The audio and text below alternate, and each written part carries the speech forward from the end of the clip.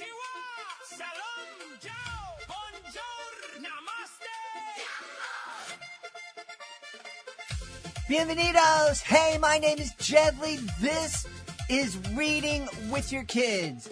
We're coming to you from the beautiful, book-loving neighborhood of Reedville, the loveliest neighborhood in all of Boston. Reading with Your Kids podcast celebrates stories that brings families together one page at a time. Please help us grow our mission by telling all of your family and friends about the show and let them know that they can hear us on the WREB AM/FM 24/7 radio network, and they can find us on the iHeartRadio app, Spotify, Apple Podcasts, Amazon Music, Good Pods, Podcast Addict. Wherever you find your favorite shows, you can find Reading with Your Kids. First up, we're diving into the world of legendary comedian Mel Brooks. Our guest is Ann Kofsky. She's here to celebrate her fantastic new picture book, Blazing Humor. Mel Brooks is seriously funny. We'll talk about why Mel's comedy is so beloved, how his life story can inspire kids to face bullies, racism, and hard times with humor, and what it really takes to make an adult comedian's legacy accessible to young readers in a thoughtful, age-appropriate way. Then we'll hop on over to kindness with Evelina Ruimy, creator of The Kind Bunny, the first in her Hop's Tale series. Born out of a frightening wildfire evacuation, this gentle story helps families talk about rude words, hurt feelings, and how to respond to unkindness with compassion without losing yourself. And finally, we'll squeak into middle grade with Bob Richley, author of Redeeming Rhubarb, a heartfelt tale about a mouse, a rat, what it means to love your enemies. Humor, kindness, and courage, all in one episode. Let's get started. Hey, my friends, I want to let you know we have a brand new Reading with Your Kids certified great read. Flew Flocky Doo to the Rescue by David Gillespie. This is a charming picture book that quickly won our certified great read team over. Miss Flew Flocky Doo is an energetic, lovable character whose curiosity and kindness lead her on an unforgettable adventure with Lucky Lou, an adorable squirrel, and Peanut, a hummingbird companion. The rhyming text flows beautifully, making this a wonderful read-aloud choice for parents, grandparents, teachers, and librarians. Children will love repeating Flu's cheerful hooty-hoo while following the hilarious grocery store escapade that unfolds. The illustrations are absolutely delightful, bright, expressive, and full of personality. Every page invites young readers to slow down, explore, and enjoy the story. Most importantly, the book gently teaches responsibility, compassion, and problem-solving without ever feeling preachy. It's simply a fun, heartwarming adventure that leaves readers smiling. We highly recommend this book for families with kids aged 2 to 7. We look forward to seeing where Flu's next adventure takes her. This episode of Reading with Your Kids is brought to you by Fart Boy and Reeky Dog, Dino Doom.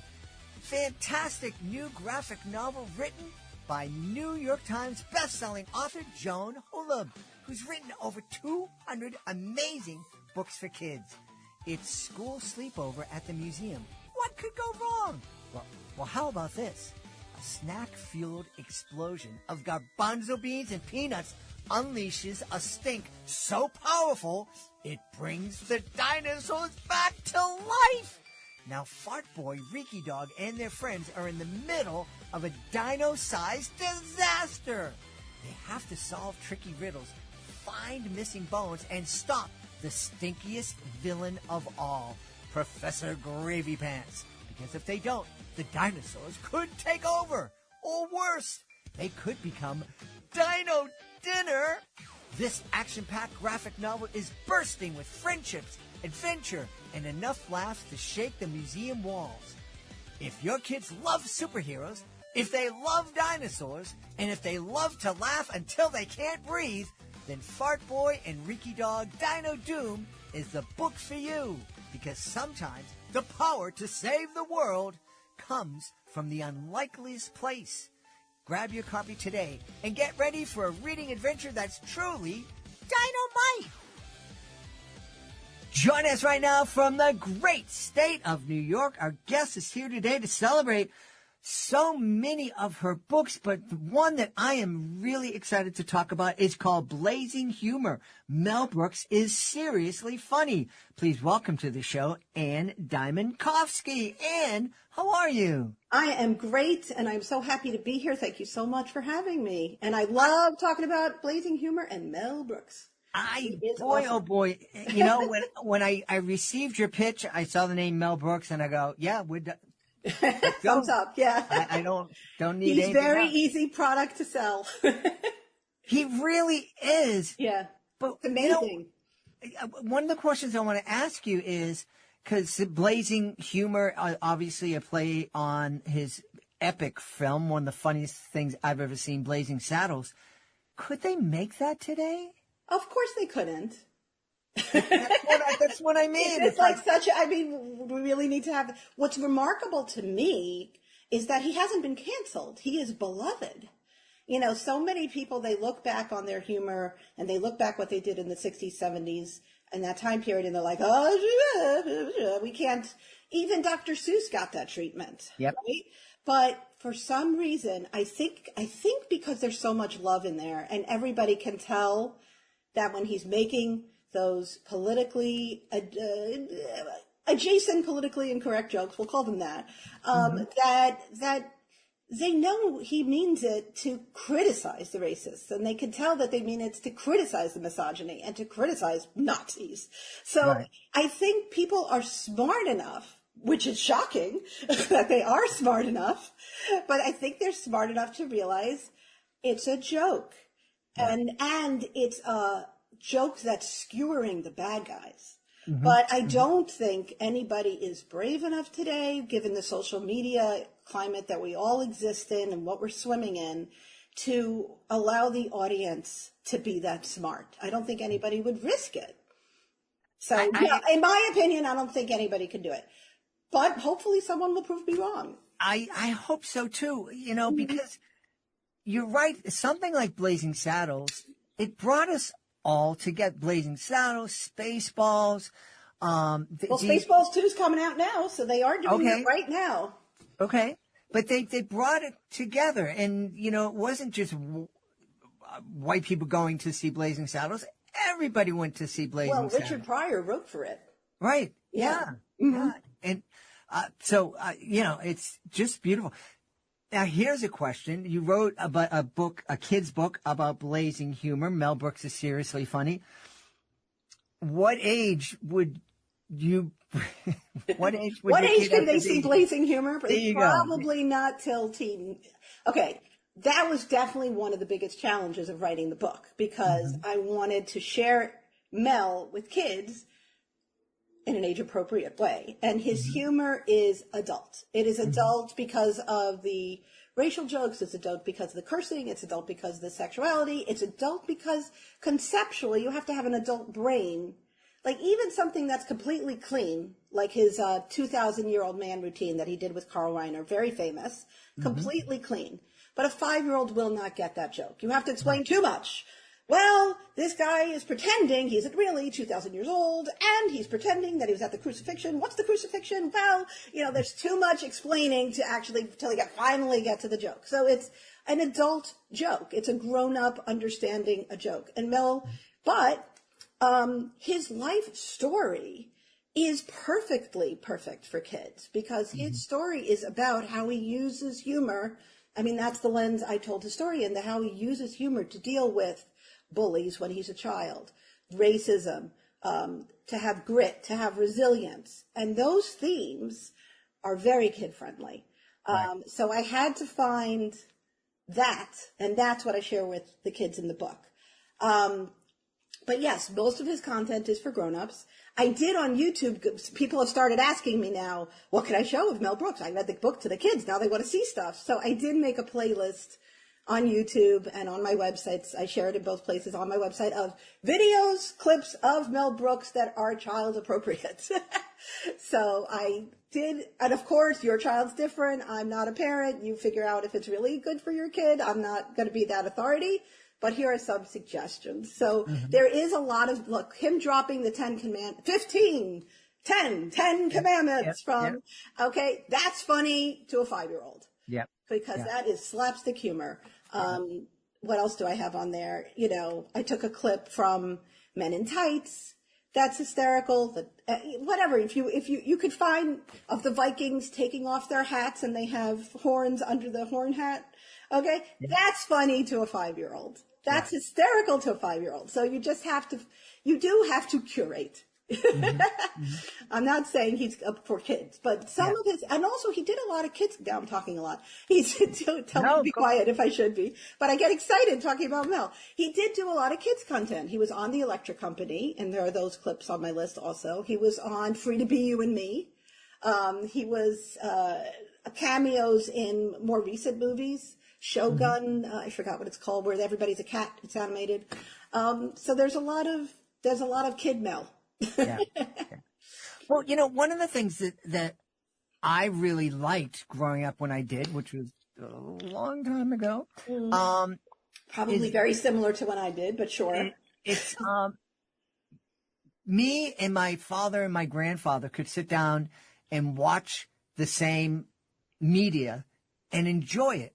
And there was something for all of us. I'd be laughing at something. My grandfather would be laughing at something completely different and was going over my head. And then my dad would, you know, kind of laugh at a little bit of both of us. And there was a lot of content like that, a lot of stuff that Mel did. Three Stooges, certainly, but Laura and Hardy. The Muppet Show. The Muppet Show was great for grown-ups and kids. It was fantastic. I know. Yeah. It's a different culture. I don't even sit down with my husband, and we're both grown-ups, and watch things together. He likes this, and I like that. It's hard for us to find, we both want to see this movie. Yeah. It's just a difference. Everything's different. Yeah, it really is. And, and while we have 247, 247-911, that was it. Or 5. Depends which market you're in. Yeah. We had 2, 4, 5, 7. Okay, so there you go. And 13, PBS. Thank God for PBS. Yeah. So and I think that's, while on the one hand, it's great that I can sit down and I want to watch Breaking Bad again. Okay, I can do that. My wife can go and watch 90 Day Fiance or whatever it is. And if my daughter was still living in the house, she could watch, she'd probably watch Breaking Bad with me. But, you know, so that's great that there's stuff that we can choose that makes us happy and it entertains us. But we're missing that with that communal thing. But you know what? Picture books, now that you mention it, picture books do uniquely do this. Because when I'm writing a picture book about Mel Brooks, I'm keeping in mind picture books are read by parents to children. And when you're a good picture book writer, you are keeping both the adult and reader and child in mind. And so, I mean, Mel Brooks will appeal to the adults who grew up with Mel Brooks and know Blazing Saddles, and it will appeal to kids. So that is something. I think picture books are probably the last place where a grown-up and a kid share media together. You know, I think you're absolutely right. Right. I never thought about that till we just thought about it right now. Look at that. Look at exclusive. We've boom, boom. Because I know I sit down and we haven't been blessed with grandkids yet, but we do have, there's a neighbor kid in the neighborhood who occasionally we're asked to spend time and watch him, and I'll read picture books with him and he'll love it. But then, you know, he'll want to watch Bluey and I'm like, oh, this is what the kids are watching. Bluey's pretty good. But it's for kids. It's definitely. Look, back in the day, Sesame Street would do that multiple level thing too, right? You know, they would have the puppet singing "Let Her Be, Let Her Be," which is about the letter B, but we knew it was the Beatles, you know. Yep. So they used to do that a lot. I haven't seen Sesame Street for a while, so I don't know if they still do it. It would be interesting to know if they've given that up or not. You know, it's interesting. Ann and I were talking about doing school shows before we hit record, and I was mentioning a crazy situation. I've had people on occasion. It's only happened a couple of times where somebody came up to me and there was nothing inappropriate. I've said here in the podcast, one of the things I love doing when I'm doing a show is to say a joke that I know is going to die but there's one person in the back of the auditorium who's going to get it, and that person's going to laugh like crazy. And so there's just been like a couple of occasions. A principal would come up to me and say, well, I noticed there were some things that the adults laughed at that the kids didn't. I'm not sure that's appropriate. And I'm like, well, what exactly was inappropriate about? Oh, just that the kids couldn't get it. And I'm like, well, You're allowed to I'm not entertain everyone in the room. right. The teachers don't have to be bored. So did you, in creating Blazing Humor, and researching it, did you have a chance to chat with Mr. Brooks? I tried. He was really hard to get to. He's very important and famous, and I'm not. Yes. I emailed, I found his agent, I reached out, I tried. Yeah. I couldn't get to him. He is a public figure, so legally I'm allowed to write about him. I checked that with lawyers 17,000 times. But no, I wish. Yes, well, I'm sure, but you just got one step closer to him. And maybe I would love to meet him for coffee. Well, I had Max Brooks on the podcast. Ooh. So let Max know. If you give me Max's contact, I would love to send Max a book. Well, I have Max's agent's contact. That's right. So I have Mel's agent. So I sent Mel's agent books. Whether they got to his house or not, who knows? So where did the other than just the love of his work, is that what inspired you to write the book? I think he, like, a couple years ago, he released an autobiography called All About Me. I got it out from the library because I'm a fan, and I was just reading it for fun. And I'm like, you know, when you're a kid's book author, your antenna are always up. And I'm like, this is a story to share with kids. And then I heard his 100th birthday is this year, and I'm like, that's timely. And then I'm like, and I just was like, I mean, I read his life story and was inspired by his life story. And I'm like, this is something I would want. I do now have one grandchild, but he's only a month old, so he hasn't read it yet. But I will want him to know about this because it's inspiring, and it's inspiring how I just think it's so important to know how to deal with bad things with humor. I think it's like deep. There's a lot of bad stuff going around right now, and everybody is angry all the time on social media. And if you get a little tutorial about social media, the first thing they tell you is try to be as negative as possible because that gets the eyeballs. You know, don't say, I have this great idea to your readers. Say, you're doing it wrong. Here's how you should do it instead, because the second one gets them to go like this to startle, oh, I'm doing something wrong, and then they read.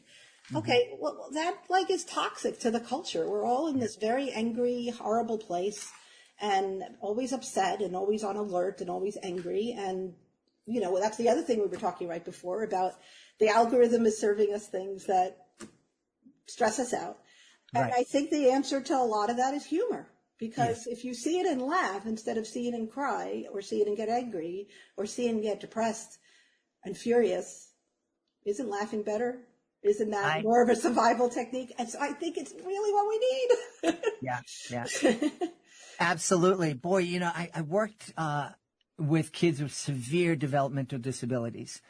And the parents that were most supportive of their kids were the parents who were able to joke about it. Oh, she can't eat.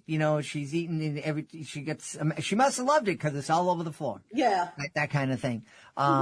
Yeah. Being able to laugh at difficult situations it's a blessing.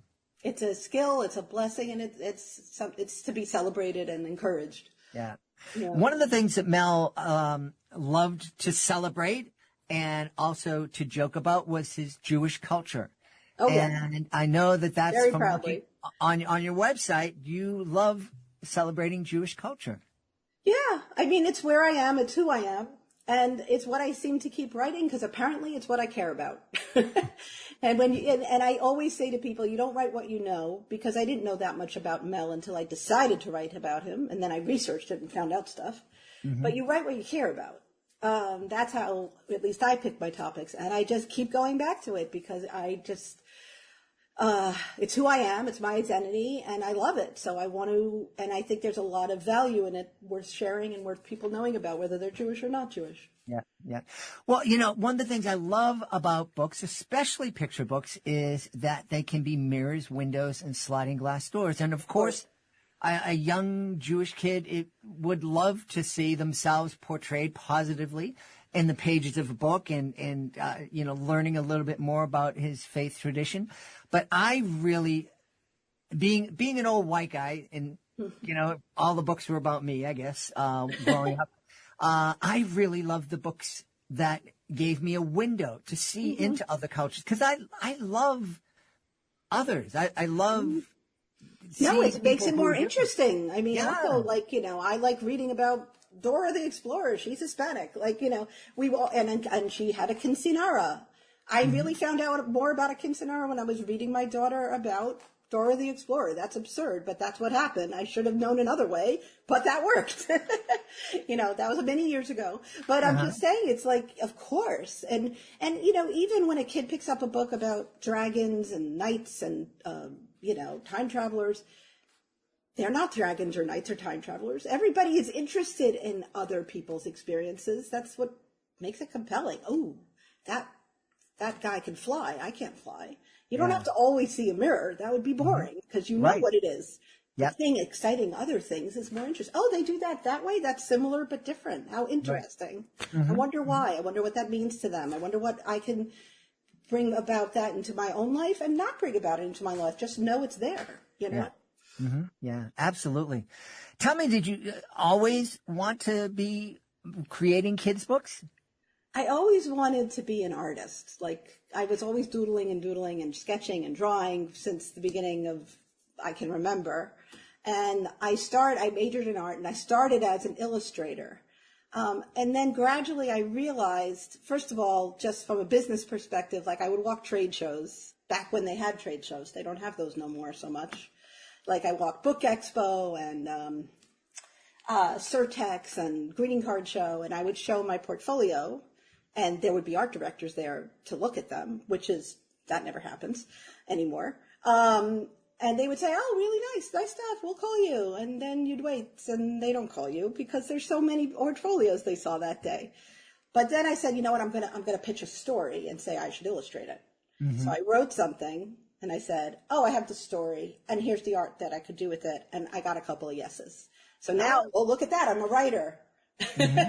And then as I grew in my work, I realized, you know, it's not about the art and it's not about the writing. It's about the storytelling. So now sometimes I write, sometimes I illustrate, sometimes I do both, depends on the book. But it's really, what's the best way to tell this story? Yeah. And sometimes that's my art and sometimes it isn't. Like Mel, the Blazing Humor book is illustrated by Jason Kirshner. Thank God he illustrated it. Oh my God, he added so much to it that I don't think I would have had the capacity to do. He is a huge fan of Mel Brooks, and he knows he just knows his Mel Brooks stuff. And he added so many things, layers into the illustrations that really added. So I'm grateful he illustrated it. I think it made for a stronger book. Yeah. Is it difficult for you as an artist and illustrator to remember that you have to leave room for the illustrator to tell their part of the story? No, it's not hard, because I am that person. So I know where I'm supposed to lay off. Okay. And collaborate. It's hard sometimes for me to let go of my baby and let them do it. Like, you know, sometimes I've got an offer from a publisher and said, we'd love the words, but we want to hire a different illustrator. And I'm like, I wanted to draw those pictures. So I have to be like, fine, I'll share. But once I'm there, I know the process pretty well by now. And I know they'll always send me sketches for comments because I'm the author. And I will discipline myself not to talk about, like, I won't say, why don't you try this pose? Or why don't you try this expression? Or why don't you try this view? Because that's illustrator comments. The only thing I'll say is, this Sabbath table, you only put one challah bread and there needs to be two. Like, I will give editorial writer comments, and I will discipline myself not to say illustrator comments. Okay. All right. Yeah, so All right. I do understand how it works, but yes, it's sometimes very hard to share. I'm sure. I'm sure. Yeah. Hey, a goofy thought just came into my head. I have to ask it, but in your your playlist of Mel Brooks, kid-friendly Mel Brooks, Mm-hmm. do you have the bean campfire scene or Mongo? Oh, did I put that on there? Sure. Okay, Kids will good. find that hysterical. Parents Parents will be horrified, but kids will think it's funny. That's why I say you as a parent have to see if you agree with me. Mm-hmm. I have curated the list. Now you curate the list. I'm not saying I have decided from on high, this is what's good for kids. You're the parent of your child. You figure it out. Well, if that's there, then you obviously have a good eye for humor. Mm-hmm. Let's tell everybody where they can go to find out more about Blazing Humor. Mel Brooks is Seriously Funny, all the other books that you've created, and more about you. Oh, okay. So, of course, my website is annkofsky.com, and I also do free coloring pages. So if you go there, you can sign up to get my free coloring pages. I do them once every month or 6 weeks, depending on how crazy I am. And you can find me on Instagram at Annkofsky, ANNKO, F as in Frank, F as in Frank, S as in Sam, KY. Yeah, and Amazon has the book. Great. Yeah. And we love encouraging our listeners to go to their local indie bookstore and also Absolutely.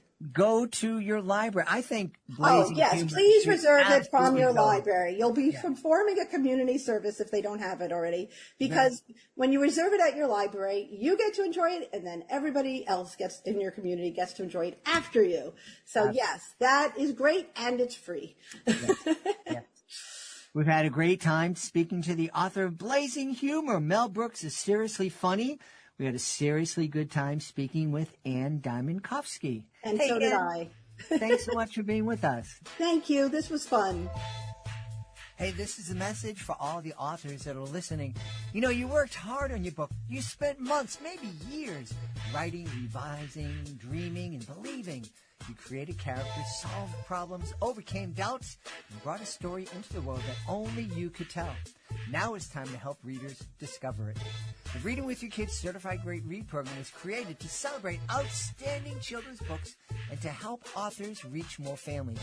When a book earns our seal of approval, we don't stop with an award certificate. We review the book, feature it on the podcast, share it across social media, and help introduce it to parents, teachers, librarians, and caregivers who are looking for great books to share with kids. Because your story matters. And the families who need your story deserve a chance to find it. Please visit readingwithyourkids.com and click the Authors Click Here button at the top of the page to learn more. That's readingwithyourkids.com. Let your book find the readers it was written for. Hey, my friends, I want to tell you about a coffee company I recently discovered that really lines up with the values we talk about right here at Reading with Your Kids. It's called Afrera Coffee Company, and they're doing things the right way. The coffee is sourced directly from certified Rainforest Alliance farms in Central and South America, with a big focus on farms in El Salvador. I love El Salvador.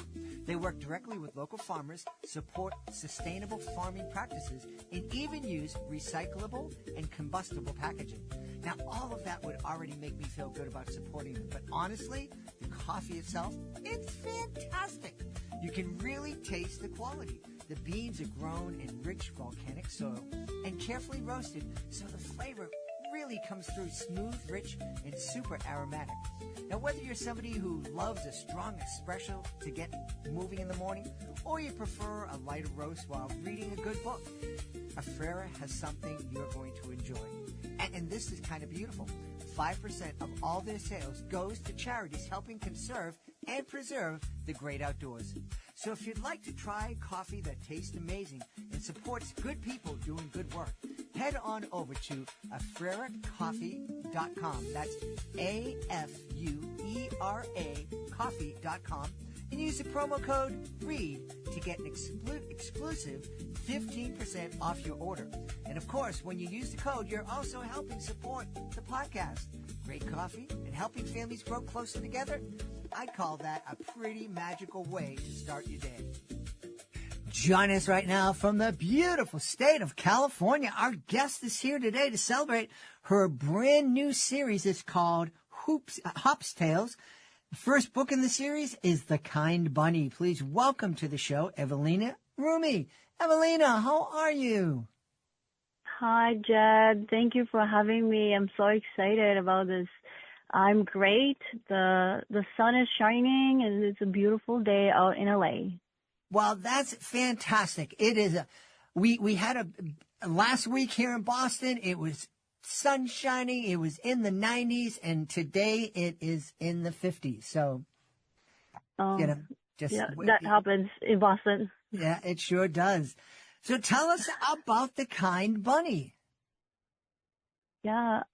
So The Kind Bunny is my first, hopefully, book in the series, as I'm planning to expand on the beautiful life lessons that this cute little bunny Hop is going to go through and learn about. And I wrote this book about a year ago during not such a fun time during the Palisades fires, when we had to leave our home. Mm-hmm. And we were under mandatory evacuation, and the emotions ran high. And I have two little girls, and I think in that time I felt very protective of them, physically, emotionally, just, emotions were running high. And since I have been writing poetry, not necessarily children's literature, but poetry for the last 20 years, I think that part of me was already there. And so during the times we were away, this story kind of just came to me, and I wrote it down, and I thought it was very sweet, and I saved it. And then maybe a month later, I started getting really positive comments about it from my friends. And my first test round was actually my own kids, because I was like, well, if they don't like it, there's no way I'm putting this out there. Uh-huh. And I got so much praise from my 5 and 3-year-olds. And, and I decided to go ahead and get the bunny out in the world. And, I found that the lesson on kindness was quite universal. And, it's really not just about being kind to others, it's being kind to yourself. And also kindness is really not a performance. It's a return, and it's something we choose to do when we want to do it. And, if you read the story, it tells you about Bunny who meets this, classmate. His name is Ruff. He's a puppy. And they, kind of get into this little argument about how the puppy does not think that school is cool, and the bunny actually loves school. And so, that sort of hinders his feelings and his understanding of what is cool. And when he comes home, his mom gives him a lovely, sweet advice on the fact that others' words don't define us. And, being true to yourself and just staying kind to yourself and to others if you can is the best way forward. And, if you meet people or, in this case, animals who are rude, you can just say, no, thank you. And in this specific case, the story goes forward with Bunny facing the sort of the backlash again from Ruff, is the puppy's name.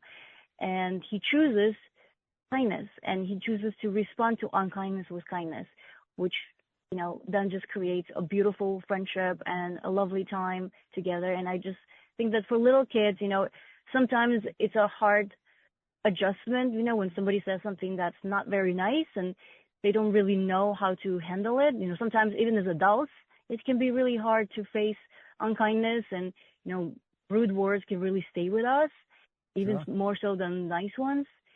And so I just thought this would be perhaps a beginning of a conversation or a tool for parents to help explain feelings or start talking about these feelings. And, I hope that our kids don't face bullying, but unfortunately, I think it's out there, it's everywhere. And, the world right now is not really, that kind, I would say. So I just thought this was very timely, perhaps, and also just, truly universal subject that I think anybody can relate on. Yeah, yeah. isn't it fascinating that such a incredibly terrifying and sad moment in your life inspired this story of kindness? Yeah, yeah, truly. Because I think when we are faced with something that is really hard to process, it's the outreach from people with their own kindness. It's the kindness to yourself that you just tell yourself that, it's okay, I can do it. Or it's, or even if you're failing at something and you're still being kind to yourself and you're saying, you know what, not today, but tomorrow we can make it. You just have to show yourself kindness, because you can do that, and you can keep, that little bit of just, pat on the back for yourself. I think it's easier to stay kind and then share that kindness with others. Mm-hmm. Mm-hmm. Yeah. And we're all about having conversations with our kids here at Reading with Your Kids. And I love the fact that you were conscious of the kind of conversations families can have as they're reading The Kind Bunny. Yeah, absolutely. I mean, a friend of mine who, came to the book launch that I had back in early May, she actually shared a story about how my book came so handy and so timely, because she was in the car with her daughter, and her daughter is about 5 years old, about the same age as mine. And she said that somebody at school told her that she wasn't pretty, and of course, as a parent, you're like, oh my God, you are beautiful. But, how do you relate to your child that this is not a truth, and this is simply somebody's opinion, and it's not only it's an opinion, but, it's a rude way of, communicating. Mm-hmm. And of course, to help preserve, the innocence and the kindness and, just the self-esteem of our children, sometimes it's hard to find the right words, because they don't know yet how to accept, that this means actually nothing. And then that is just somebody else's maybe bad day, or somebody else's opinion that shouldn't at all affect whether, we feel one way or another, So I think being cool in this case, which is what Bunny is, he loves school and he thinks it's cool, right? And then whether that little girl obviously she was pretty, but the point is not that, that somebody says something and it hurts our feelings, whether or not we, know it to be true, it still shakes us, right? And adults and kids even more so. So I think it was just a really nice reminder to bring back the kindness, to ourselves, and explain that also, when others are rude, their words truly just reflect on them and not on the person spoken of. And perhaps they were having a bad day. Perhaps, they're just maybe, raised differently, but that shouldn't take away from the fact that you're beautiful, or you love school, or you love monster trucks, and, or, you love bunnies. It doesn't matter. Whatever you love is what makes you, unique. It makes you, and nobody should be shaking our kids to the core with rude comments. Yeah. Well, I absolutely agree with you. And isn't it's funny, boy, I did, Evelina, I made a living doing educational magic shows for 35 years. And in that time, I received hundreds and hundreds of letters from kids and teachers, and, oh, the show was great. We loved it. The kids kept singing the songs for weeks and weeks after you were here. But maybe every 10 years you'd get a note that wasn't positive. And those were the ones that stuck with me. Right? I mean, Yeah. truly, it's crazy, but it's so true that, we can get so much praise, and then one negative comment takes us back and really sticks with us. Mm-hmm. And so, I think you just, again, like when I was a child, like I don't think I had this sort of tools or, parent advice that sort of was so like emotionally aware to lead me to a place where I still felt whole and, not bothered by certain words. And I just felt like maybe this is something that could be helpful if, not just to my children, but to any children that maybe, have this book in their home. I mean, I didn't really start out with, big ambitions. This really is just the very beginning of my career as a writer. Mm-hmm. But I just thought that if my kids find, kindness, and they find that the book is helping them to understand kindness better, then, I would love to share that with others, and I would love to help anyone who reads it and anybody who finds it helpful to, process and go through these emotions and feel better about themselves, and not let all these, comments, this like the little words that sometimes seem so small and yet they stick around and they feel so heavy. And, I don't want that for anyone, my kids and any other kids. And I just hope that help takes them through this and makes them understand that they are perfect just the way they are. Yeah, yeah. I find it interesting. You mentioned talking to kids and helping them understand kindness. I know I didn't quote you directly, but I think that's really, true. I think having conversations with our kids about what kindness looks like, and what it feels like, and why we want to choose to be always kind, and how that not only helps others feel, but it helps us feel a certain way too.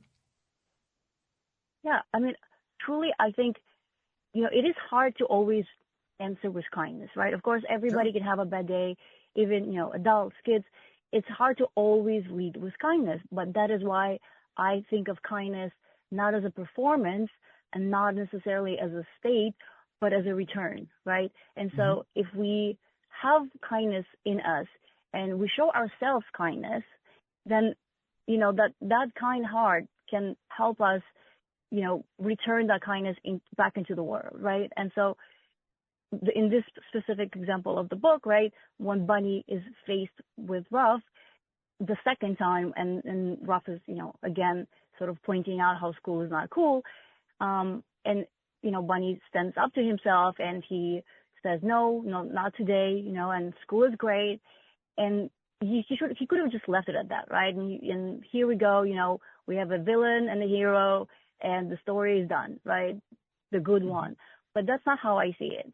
I see it as, continuation to it is that, the bunny now sees that the puppy is not, feeling good, because now he's upset because he's actually himself not having fun at school. So, he was coming from his own place, which is not to say that we always need to understand where, the mean words are coming from. But I'm sure there are places that, create certain emotions in other people's, minds that then reflect on us poorly, right? We don't need to go into that. But in this moment, Bunny, because he stood on his own ground, he had this kindness in himself, he chose to return kindness to this puppy, right? He chose to answer unkindness with kindness. And then he extends his paw and he invites Ruff to experience school with him, to show him that actually it's fun and actually it is something to love. And so in the end, they actually form a friendship and they have a great day. And that is the ending of the story that, I hope people take as the ultimate lesson, is that when sometimes, not always, listen, things are not absolute, but if you can and you choose to respond to unkindness with kindness, it can create a better world. Yeah. Yeah. I love it. How many books do you envision being in the series? I don't know. It's hard to tell right now. I am working on my second book. This is, like a sneak peek. It is about conquering fears. And in this new tale, the bunny is actually going to be in a little journey, and he is going to get this really, nice piece of wisdom but not from his mom this time. It's going to be from a different character, which is going to be a new character that I'm going to bring in. Awesome. We should tell everybody where they can go to find out more about the Kind Bunny and more about you. I mean, we are on Amazon. If you wanted to obviously order more books, we're on Barnes and Nobles. We are on Instagram. If you just look up Hops Tales books, or you can look up myself, Evelina Ruimy, on just as it is. We have a website, and all that information is also available just, on all the handles. I think we have TikTok actually.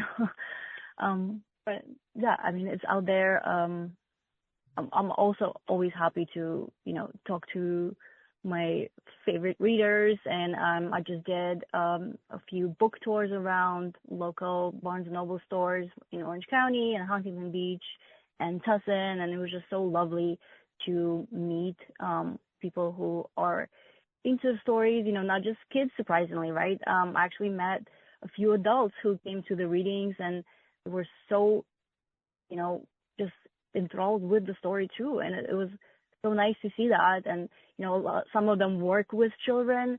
There was this one guy who was very, very nice to talk to, and he actually bought the book because he found it helpful to work with his students who have autism.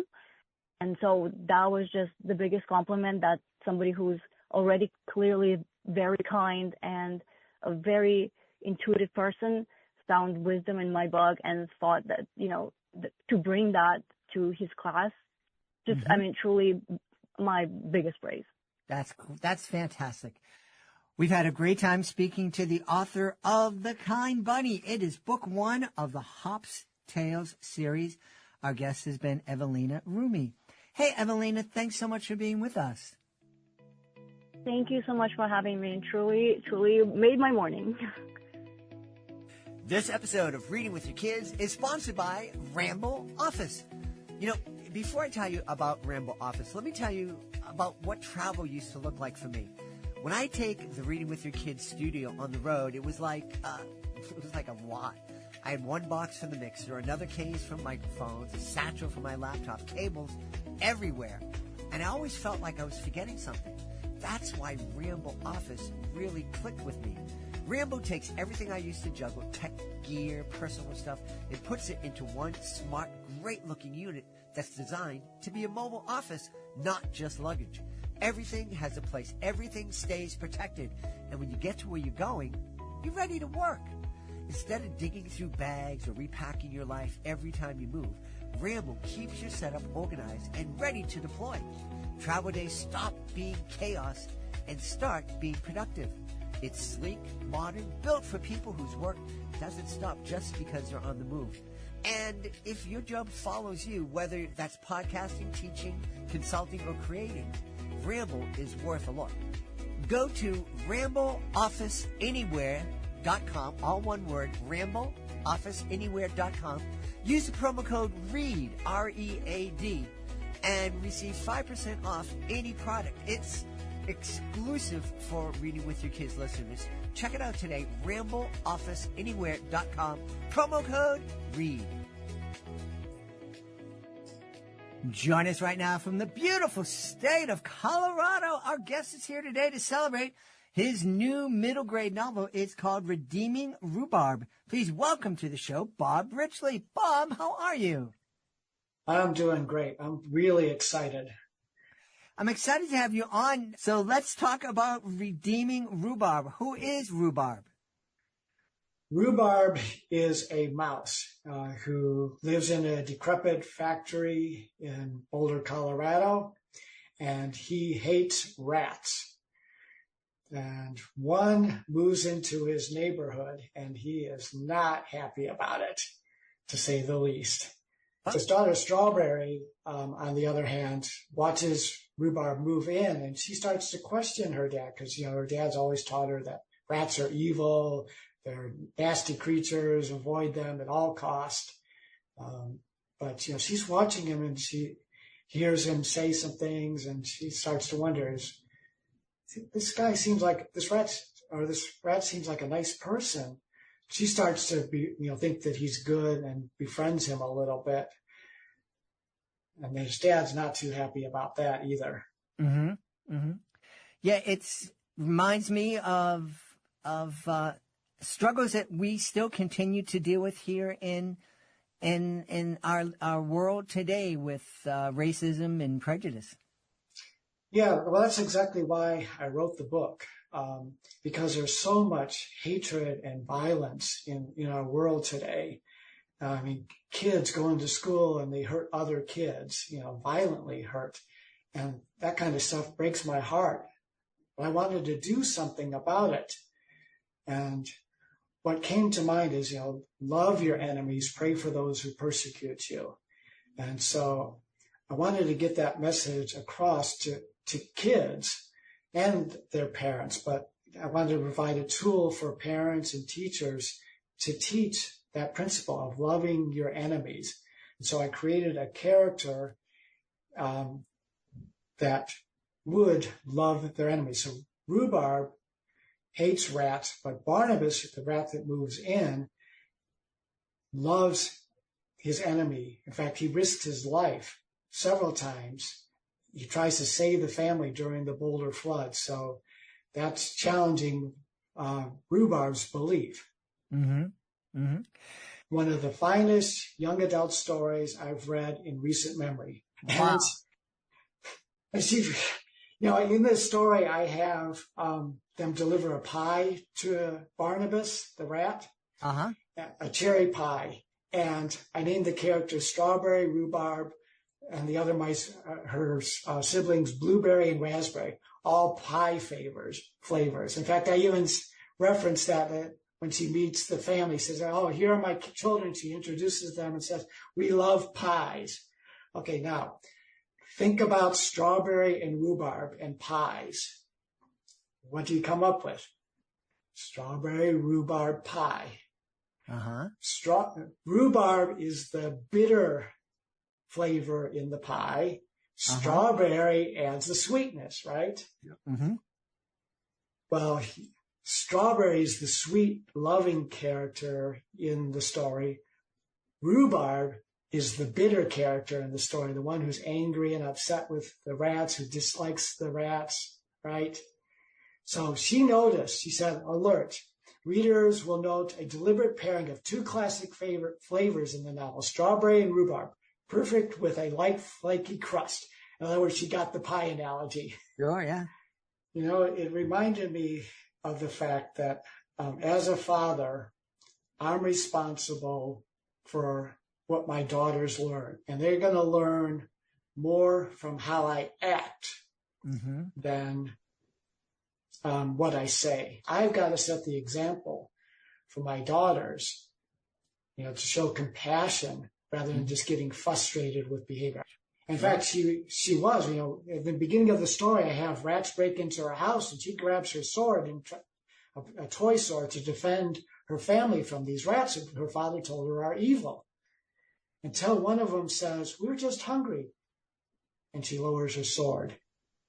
That was the start of her change, but, she could have become like her father, And of course, the book is available on Amazon and on Barnes and Nobles. Great.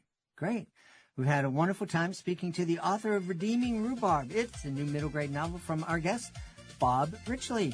Hey, Bob, thanks for being on Reading with Your Kids. Hey, we hope you've enjoyed this episode of Reading with Your Kids. Well, join us for the next exciting episode of the show. If this episode made you smile and gave you something to think about, please consider sharing a link to the show with someone you love. Leave a 5-star review, and of course, please subscribe to the show wherever you find your favorite shows. Love for you to connect with us on social media, facebook.com/readingwithyourkids, at Reading With Your Kids on Instagram, at Jedley Magic on X, our YouTube channel, youtube.com/readingwithyourkids, and our website, it's readingwithyourkids.com. If you're the author of a fantastic children's book, you definitely want to go to readingwithyourkids.com and click the Authors Click Here button at the top of the page to find out how you can be a guest, to find out how you can submit your book to our Certified Great Read panel, and more. Check it out today, readingwithyourkids.com. Want to thank the folks who made today's show so wonderful, starting with our guest, Ann Kofsky. Please be sure to check out Blazing Humor. Also want to thank Evelina Ruimy. Please be sure to check out Hop Tales, the Kind Bunny. And Bob Richley. Please be sure to check out Redeeming Rhubarb. I want to thank my team, Daylene Rose, Advina Lopez, Chris Doherty, Ella Badier. I want to thank my beautiful wife for all the love and support she brings to my life. Most of all, we all want to thank you. Thank you so much for taking the time to join us today. And as always, thank you so very much for taking the time to make the world a better, more empathetic, more caring place. And you do that every single time you read with your kids. I'll be looking for you in the next episode of Reading with Your Kids.